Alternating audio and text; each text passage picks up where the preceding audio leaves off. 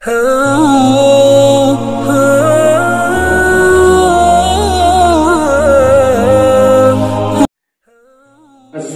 علیکم ورحمۃ اللہ وبرکاتہ۔ محترم ناظرین، استقبال ہے آپ کا ہمارے یوٹیوب چینل آپ کے اسلامک نالج میں۔ تو آج کا ہمارا سوال ہے جو ہم سے پوچھا گیا ہے وہ یہ ہے کہ کیا فرض نمازوں کی ہر رکعت میں سورہ فاتحہ پڑھنے کے بعد سورت ملانا ضروری ہے؟ تو آج کی اس ویڈیو میں ہم جانیں گے، تو آپ سے گزارش ہے کہ آپ ویڈیو کو آخر تک دیکھیں۔ بسم اللہ الرحمن الرحیم۔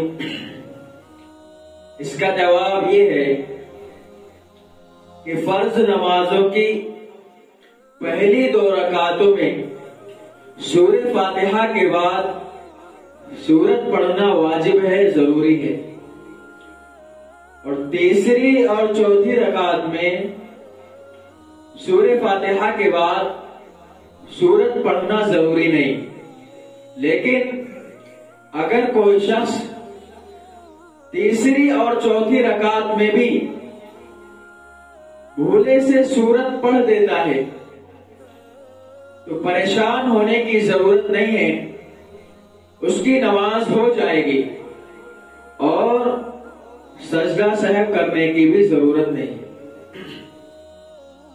یہ مسئلہ تو آپ کا کلیئر ہو گیا ہوگا، لیکن ہم سے ایک سوال اور پوچھا گیا ہے کہ کیا سنت اور نفل نماز کی ہر رکعت میں سورہ فاتحہ کے بعد سورت پڑھنا ضروری ہے یا نہیں؟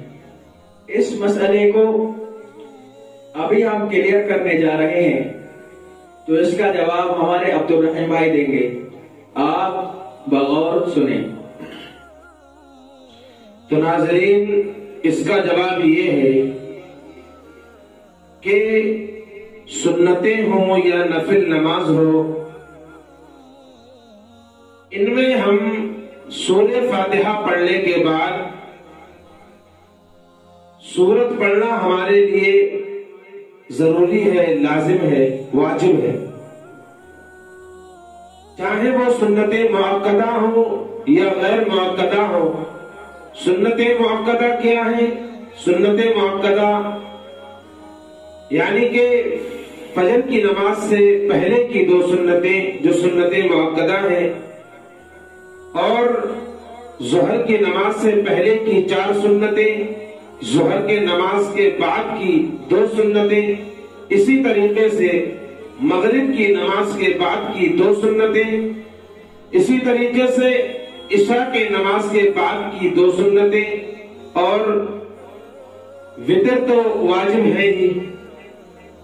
تو ناظرین، ہمارے لیے واجب ہے کہ ہم نفل نماز ہو یا سنتیں ہو، ان کی ہر رکعت میں سورہ فاتحہ پڑھنے کے بعد سورت ملانا ہمارے لیے واجب ہے۔ ہاں، اگر کسی سے بھولے سے چھوٹ جائے، اگر کوئی سورت ملانا بھول جائے تو سجدہ سہو کرنے سے اس کی نماز درست ہو جائے گی۔ اگر وہ سجدہ سہو کر لے تو اس کی نماز درست ہو جائے گی۔ تو ناظرین، آج کا ہمارا ویڈیو کا ٹاپک یہی ہے۔ اگر آپ کو ویڈیو اچھی لگی ہو تو اس کو صدقہ جاریہ سمجھ کر